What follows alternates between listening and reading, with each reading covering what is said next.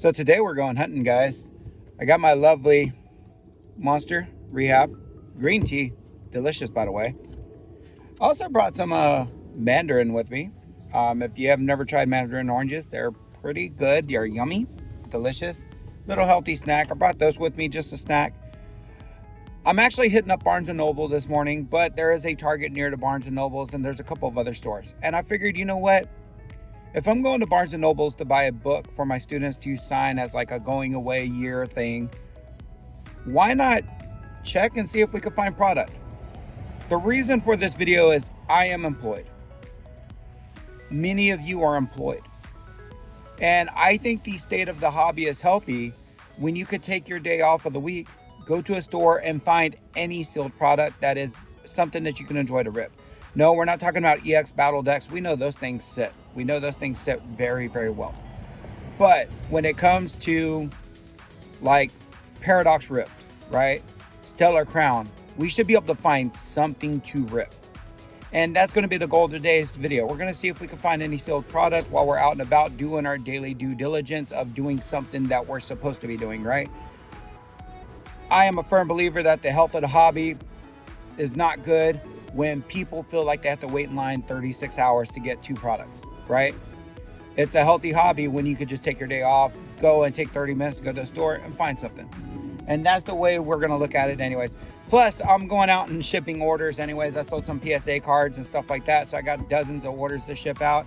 I also got this beautiful little teacher coupon for a free Whataburger. So it was from Teacher Appreciation Week and it expires in like 4 days. So it's like, might as well use it today as well. So it's going to be a little fun adventure. Hopefully we'll find something fun to enjoy. And if not, we'll have a little fun run at the end of the video. Anyways, guys, tag along. Let's have fun.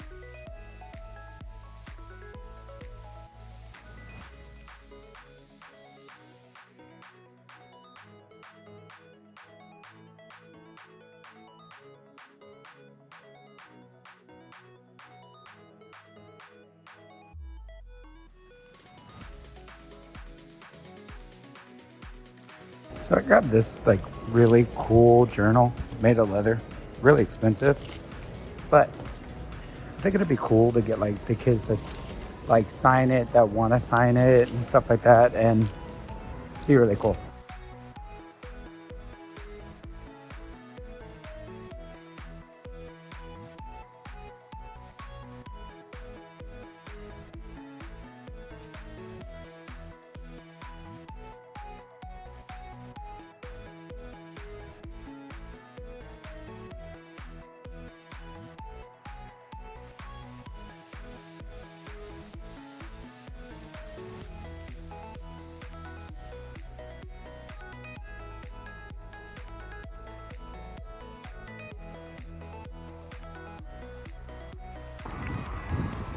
Oh boy, just got a ticket for parking out so ridiculously. That's hilarious and awful. So Barnes & Noble's, no luck. GameStop, no luck. Stocked on trading cards, but nothing Pokemon related. Did get a smoothie, did get the book that I was looking for. But when it comes to like fighting Pokemon cards, pretty difficult, right? The guy did say he had like 30 boxes coming in and he wasn't sure if any Pokemon was in there. And he actually took my number and said he'd give me a call if anything arrived. But I'm like, I'm not waiting in the mall. Like, I appreciate the sentiment, and that was pretty awesome of him to say. But it's like, I don't really want to wait. So there's a Target nearby. It is Friday morning at about 11:30. Don't know my chances of finding anything Target, but we're going to give it a shot. So I'm here at Target. We're going to see if maybe we're lucky with that morning restock, or maybe there's something left over. Across the way, though, is a Costco. I drove by. Nobody was throwing kung fu kicks in the air, so we're going to assume that they're not stocking anything today.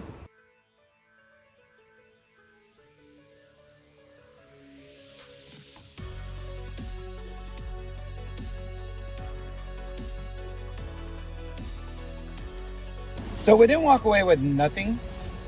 I actually walked away with 2 Stampede mini boxes. We're going to open those up now. And while I open them up, we're just going to kind of talk about why I can understand why many Pokemon fans are frustrated, right? I know this is nothing new. Most of you probably know this. But think about it, right? I've been out and about for about an hour and a half today. I only visited 3 stores because obviously I was taking care of other things too. Like I was still shopping for the books.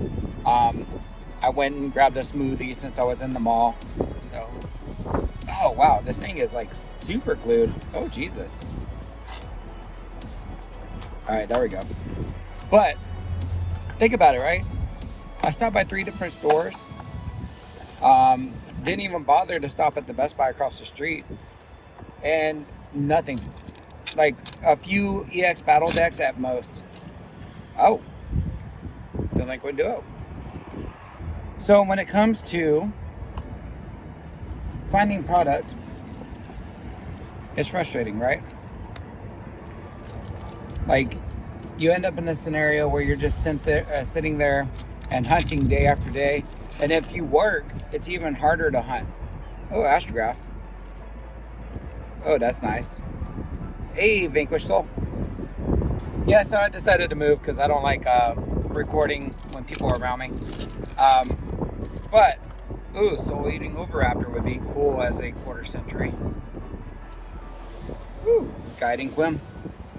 But, going back to what I was saying, I can see why people are frustrated, right? Especially if you only collect Pokemon. Like I collect Yu-Gi-Oh! I collect Union Arena, so I had no issue buying Yu-Gi-Oh! And enjoying the quarter century Stampede set.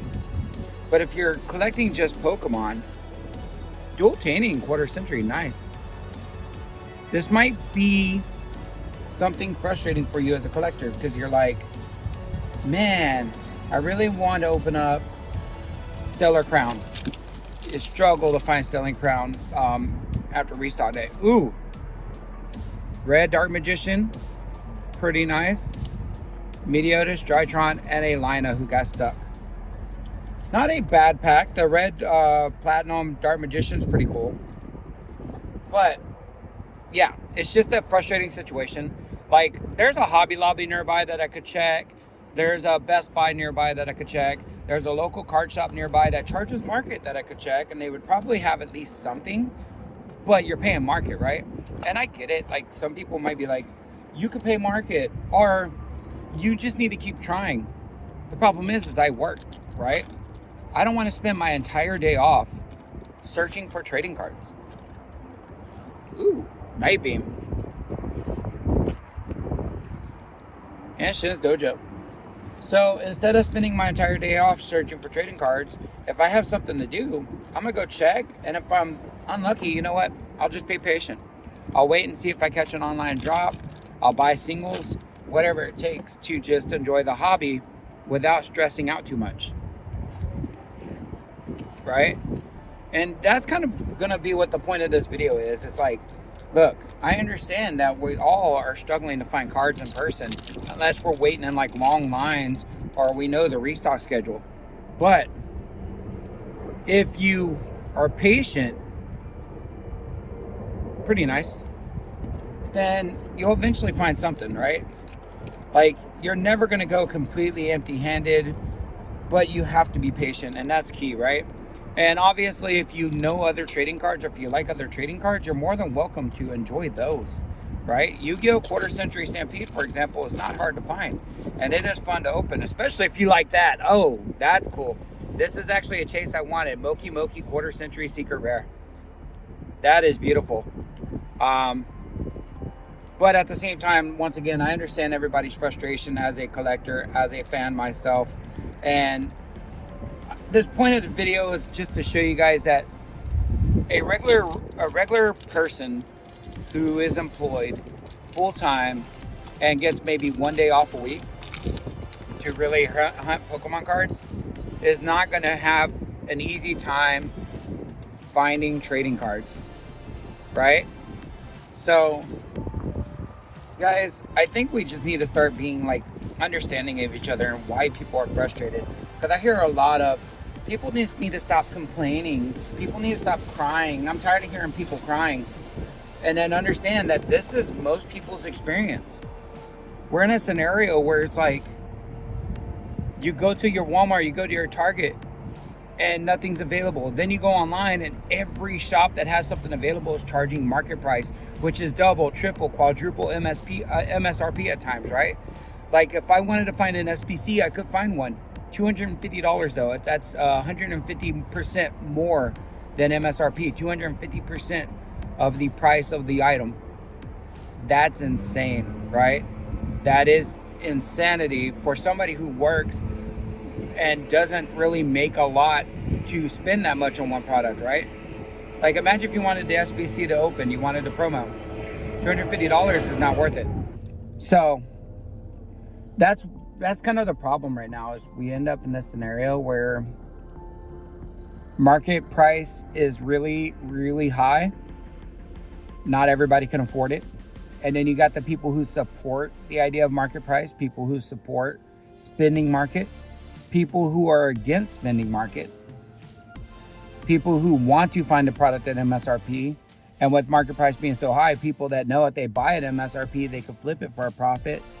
And we're just in a scenario where it's like, unless you know a restock schedule, or unless you know ahead of time that a restock's coming and you're able to wait in line, finding product as a regular consumer, as somebody who's just an average collector, somebody who works a 40 plus hour a week job, is not as easy, right? Somebody with a family that they have a responsibility of taking care of, as well as a full-time job, somebody who might be going to school to advance their further employment, just all different kind of things, right? All different kind of responsibilities. The more responsibilities you tack on in life, the harder it is to go and find the product at a Target, at a Walmart, right? And that's if you're lucky and those stores even stock trading cards. Like one of my local Walmarts doesn't even stock them anymore because it's too much of a hassle, too much theft. They just gave up on stocking them. So it's kind of like that scenario of like, is it like, do you even have the ability to find them locally? And if you do, is it at a local shop that's charging market or MSRP? Is it at a Target that can keep stock more than an hour, right? Like, I'm not even sure how fast this Target can keep stock, because you've seen the Pokemon section on that shelf. It's very limited. There's not a lot of space. So my assumption is this Target probably doesn't get a lot of product to begin with, right? And imagine how many people probably line up every day. I am actually going to assume that this Target had a lineup either today or yesterday for product, because the trash cans are full. I mean, full with fast food bags and Starbucks, like people waited in line, right? So I'm almost certain that there was some lineup at some time this week for people checking for SPC restocks, and there's no more Pokemon cards available because of that. So, guys, I think I'm going to end this video with just approach people with empathy, approach people with kindness. Understand that not everybody is able to find product easily, and those people that are finding product are having to go overboard to even find it. Usually they're having to spend hours a day checking multiple locations, driving to multiple Walmarts, multiple Targets, driving to random off the cusp like stores. Like, I can understand checking Family Dollar, but who the hell's going to think to check like an Ace Hardware for trading cards or Dick's Sporting Goods, right? But people are going out of their way to check stores like that too. Like, there's all kinds of stores that people are checking. People are spending hours every day that they have off to even just try to find a little inkling of trading cards. And a lot of times they end up finding them and they're limited, and they can get like 2 packs or 1 box or something really, really low quantity. So it even feels less worth it whenever you do that and you're only able to get so much product, right? Basically, guys, Pokemon's always going to be on a roller coaster. We're going to have down periods where everything's available. Everything is readily available. If you want to buy everything in mass bulk, nobody's going to give a shit, and you can just buy whatever you want. And then we're going to have the high periods where nothing's available and it is a battle, right? And that kind of relates to people who pay market, right? People who pay market are probably people who are used to sports, and paying market in sports is pretty common, right? Most boxes I've ever bought in the sports trading card realm, market, right? WWE, I'm always paying market. Buying them at MSRP is near impossible. But when it comes to like Pokemon, we're so used, especially if you've been a long time collector, always paying under MSRP, right? And at most paying MSRP if we're at like a Walmart or a Target. The idea of paying above MSRP for a new product didn't exist before the last 5 years, right? The premium Trainers XY collection was a premium product that sold for like 30% under MSRP on release. Hidden Fates, you could easily find at MSRP when it dropped. And on Black Friday, there were so many tins still available that the tins were being put out for $9.99 for a Black Friday deal. And those deals didn't sell out immediately. Like I remember logging in like 5 hours after the deal went live on Target.com and still copying like 20 tins. Like it was crazy how easy it was to cop Hidden Fates in 2019.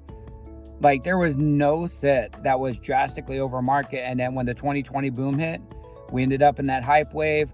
Pokemon fucking ran their printers like crazy. Sets like Evolving Skies and especially Fusion Strike ended up going below $100 a box. A lot of people don't remember Evolving Skies doing it because Evolving Skies window of under 100 was pretty short. But Fusion Strike, I swear to God, I have boxes for 80. And I mean, I'm talking cases upon cases that I struggled to move because people didn't want the set. Right? So we had our down period where things became cheap and affordable. Chilling Reign became super affordable. Brilliant Stars was nowhere near expensive. Silver Tempest was selling for pretty cheap. Astral especially was pretty low. Crown Zenith was very affordable on release. We had a long period of time where a lot of Crown Zenith product you can buy under MSRP. Scarlet and Violet era was even worse. Early Scarlet and Violet all the way up until Twilight Masquerade, everything was pretty affordable, right? I'm talking, I was buying SV1 boxes for like 80 bucks. Like they were cheap. I was buying Obsidian Flame boxes for about 90. They were affordable. And Paldea, the best set pre-Surging Sparks, boxes were still 100 to 110 at most. And it was very affordable. And we had that down period where everything was just readily available. You go to the store, you probably could find anything Scarlet and Violet or Crown Zenith sitting on shelves, or even some of the later Sword and Shield era stuff. The only thing that would leave shelves pretty quickly would be Evolving Skies, right? And now look at it. You can't even find a Stellar Crown pack on a Target shelf on a Friday morning at $11.49. Yeah, you can't find a Paradox Rift, right? And that's the problem, in my opinion.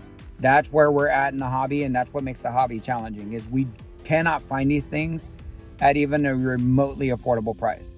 And it is leading to a lot of people being frustrated, a lot of people being irritated, and then they try for the online drops, and the online drops right now are just a mess with the bot systems trying to fight. You're fighting against bots in some of the drops. You're fighting against bot blockers in some of the other shops, like PokemonCenter.com. Half of the people's frustration is they get blocked for Pokemon Center assuming they're a bot. Like the AI of Pokemon Center assumes they're a bot.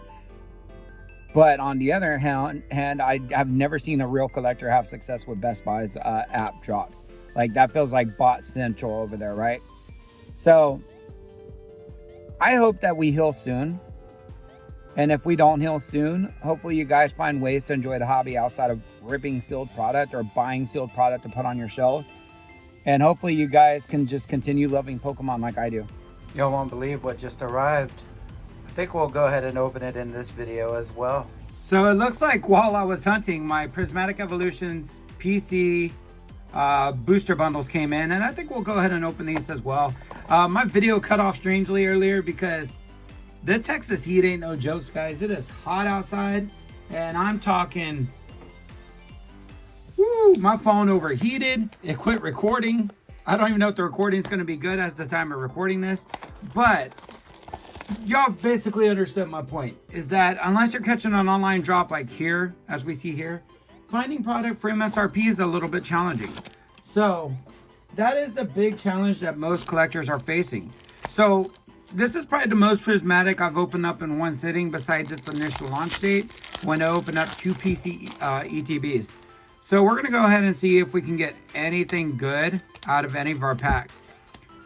I would love to pull my first Prismatic SIR if possible. Unfortunately, it does not look like that pack is going to have it. We just had a Monkey Dory Hollow. Obviously, most people's luck with this set is pulling a whole bunch of balls because we know this set likes giving out balls. But we're going to go ahead and see if we can do better than just a bunch of balls. Let's see. We got Dreepy, Sea King, Kieran, Techno Radar, and Leafeon. So 2 packs in. Nothing good yet. But I have hope today, guys. Today's a good Friday. It's a chill Friday. I have hope that we'll see something good. I do see a ball back there. It looks like a trainer, so it's going to be a Pokeball. Friends and Paldea. And then a Master Ball Aromatisse. You know what? I will take the Pokeball and the Master Ball. Those are nice. Aromatisse is actually a beautiful artwork. I'll actually go in and look at this a little bit better. It is done by an artist known as Winter Wonder. I think that artist is very underrated, so it's a really good hit. Unfortunately, I already own that Master Ball, so it's not a Master Ball that I personally needed in my collection. But you know what? I'll take it. Baneri, Emery's, and Fluttermane. So far, 4 packs in, 1 Master Ball, 1 Pokeball with the Friends and Paldea. I don't mind the Pokeball Friends and Paldea, simply because the Friends and Paldea Pokeball features Arven, Nimona, and Penny, which is awesome. Riolu, Goldeen, and Noctowl. Alright, so booster bundle number 1 is almost done. We're going to hope that we can get something good. I would love just 1 SIR pulled from this set. Looks like we're going to get something back here, but it looks like it's just going to be a Pokeball. Followed by Leafeon and an Okidogi. So 2 Pokeballs and 1 Master Ball. To be fair, the Master Ball is absolutely good. Like, it's personally one that I'm going to enjoy. But if we're being honest, guys, we definitely want to see something a little bit better in this booster bundle. If I could pull a God Pack, that would be insane. I have never pulled a God Pack ever since they've been introduced into the Pokemon TCG. But not just a God Pack, just any SIR would be nice. We're going to get another ball with Black Belt's Training, Pheasantipity, and Tyranitar EX. By the way, shout outs to PokeTJ for these awesome stands that allows us to display our cards. The stands I had were nice, but man, they could only hold a couple of cards at a time. These stands seem to be a little bit better in terms of holding multiple cards. Noibat, Iron Boulder, and Dunsparce. Alright, 4 packs remaining. All it takes is 1 pack. Even if I don't pull the Umbreon, I know that's everybody's chase. Any SIR will do, just because I am so far into the set with no SIRs. Unfortunately, it's just a Noctowl Hollow. Alright. Come on, give us something good. Briar, Duraludon, and Groudon. Please, last 2 packs. Don't make me regret opening this, because I absolutely was considering trading these for booster bundles. And it looks like, unless this last pack gives me some magic, I'm about to regret opening these. Because I was going to offer these for trade for Destined Rivals booster bundles. And then I let Twitter convince me otherwise to rip it. To rip it for the pain.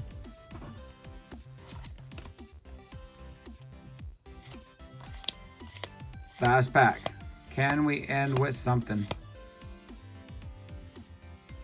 It's a trainer. But I hit my first SRR from the set. Or no. Damn it, no. Okay, I miscounted the... It's Friends of Paldea, though. I will take this. I actually really like this card. It's going to get a sleeve. I did not even notice that first Furfrou. I thought that was just a regular card. Whew, I got excited for a moment there, but unfortunately, yeah. This is your average opening experience with this set. Like, imagine if this was at least an AR. Like, I know some people like the Master Balls. I don't like them. I think Master Balls in this set are not that great.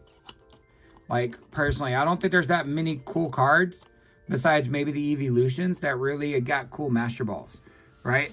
So, 12 packs in, 6 technical hits, 3 actual hits, in my opinion.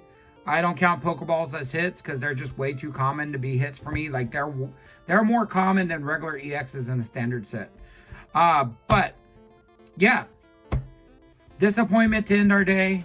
But at least we had some fun hunting today, and we got some other cool things while we were out. I got that nice smoothie, which is always delicious. Shout out to Thirsties for their delicious strawberry banana smoothie.